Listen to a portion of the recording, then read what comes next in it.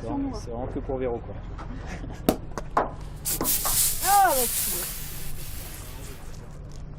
Regardant les cartes isobariques, j'avais envie de rester dans l'est en fait, par rapport à la dorsale, mais voilà, apparemment c'est mieux passé dans l'ouest. C'était vraiment tordu parce qu'il y avait un front qui était en train de se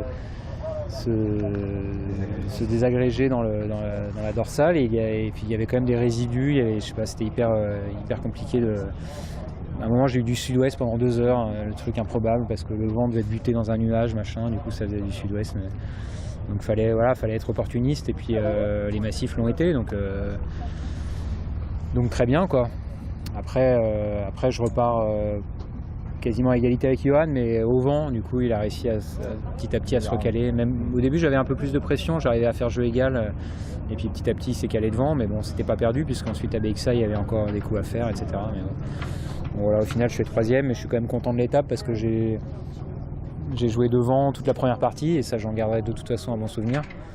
Et puis ensuite j'ai réussi à rester dans le match, et puis pour finir sur le podium, donc ça c'est valable, comme on dit chez moi. C'est valable. Ça dépend d'Erwan, ça, parce que Nico, Lundven et Charlie, Johan, et on était tellement serrés que de toute façon il n'y a pas de révolution à attendre.